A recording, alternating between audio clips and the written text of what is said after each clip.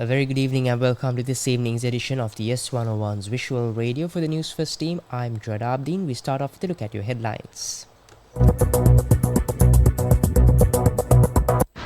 Newsfirst headline. And in headlines, submission of the Economic Transformation Bill marks first step in economic revitalization, says President. Harsha de Silva insists on serious danger. SLPP discusses disciplinary action against Vijay Dasa. UK Sunak apologizes for leaving D-Day event early for TV interview. And in sports, Belgium stick with 25-man selection for Euro 2024.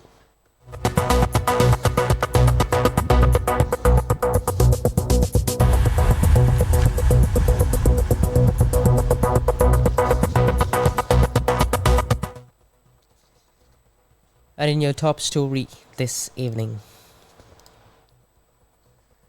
President Ranil Wickremesinghe announced that the government has initiated the first step towards economic stability by submitting the Economic Transformation Bill. He stressed that regardless of which government or leader takes power, it is imperative to adhere to this agreement effectively to rebuild the national economy. The President emphasized that a proper plan is essential for addressing the country's economic challenges. President Wickremesinghe made these remarks during the inauguration ceremony of the cephalosporin injectable plant and the unveiling of the Meldol reliable relief manufacturing facility in Ekala yesterday. In his address, the President pledged to work over the next 3 years to create a prosperous future for the nation's youth who currently face uncertainty.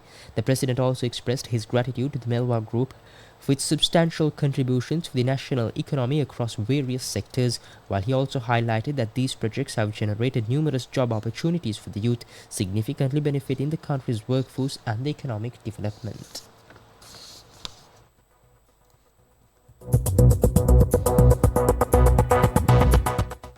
And moving your attention towards more local news. Dr. Harsha de Silva, chairman of the Committee on Public Finance, made startling revelations in Parliament today, alleging that he was facing undue threats regarding a $1 million visa issuing process. Dr. de Silva announced that he would present a comprehensive report on the visa issue to Parliament in the coming week. During the session, opposition leader Sajid Premadasa expressed concern over threats faced by Dr. de Silva during his investigation into the VFS deal, adding that state MPs allegedly targeted him, creating a precarious situation. Dr. De Silva revealed that while he had not received explicit death threats, he sensed the presence of invisible forces at play. Speaker Mahinda Apabewardena sought clarity, asking whether Dr. De Silva had experienced specific threats. The chairman of the Committee on Public Finance confirmed that the threats were not direct but nonetheless deeply troubling, while he appealed for understanding, emphasizing the stress and pressure he faced in his role. Other MPs weighed in on the matter, with Mujibur Rahman stressing that direct threats were not necessary to recognize the seriousness of the situation. Meanwhile, Shehan Semasinghe, State Finance Minister, urged caution with Dr. De Silva's own camp, suggesting that internal dynamics might contribute to the threats. Dr. Susil Premachanda, leader of the House, underscored the significance of the Finance Committee, especially during economic challenges, while regardless of political affiliations, he emphasized the need for adequate resources to support its functioning. In a poignant moment, Dr. De Silva expressed embarrassment over the stalled visa issue discussions, while he offered to step down if necessary, prioritizing his well-being.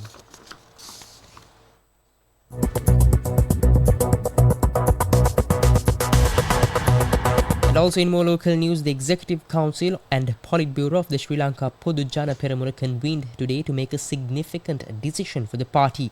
During the meetings, disciplinary matters were also on the agenda. Attorney-at-Law Sagar Karyavasam, the General Secretary of the SLPP, revealed that Dr. Vijayadasa Rajapaksa had accepted the position of chairman in another party. This action directly violates the SLPP's constitution. As a result, the matter will be referred to the disciplinary board and further steps will be taken based on their report. The party's political committee has approved this course of action, he said. The SLPP also announced the appointment of Rohit Abegunawardena as the national convener. In his statement following the appointment, Rohit Abegunawardena expressed his dedication to advancing the SLPP. And up next is international news.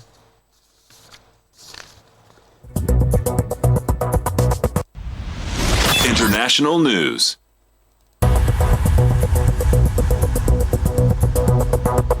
And in news overseas, British Prime Minister Rishi Sunak has apologized for leaving International D-Day commemorations in France early so he could do a television interview as part of his campaign for the United Kingdom's election next month. The leader of the ruling Conservative Party posted an apology on X, formerly known as Twitter, after coming in for intense criticism from across the political spectrum for ducking out from the ceremony the previous day. World leaders including Sunak, United States President Joe Biden and French President Emmanuel Macron had gathered in Normandy, northern France to mark the 80th anniversary of the Allied landings, a turning point in World War II. Up next is your update on sports.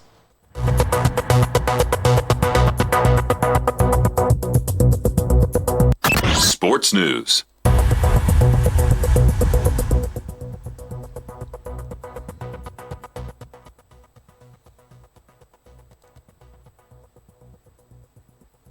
And finally, in sports, Belgium will take 25 players to the European Championship after deciding not to add an extra name to the squad, despite inviting 2 young players to train with them over the last week, coach Domenico Tedesco confirmed.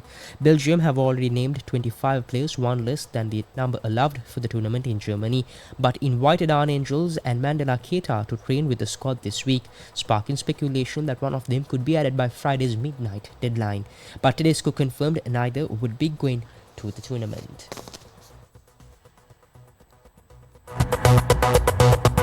And with that, we wrap up this evening's edition of the YES101's Visual Radio. For the Newsfirst team, I've been Joad Abdin. Thank you for watching, good night and take care.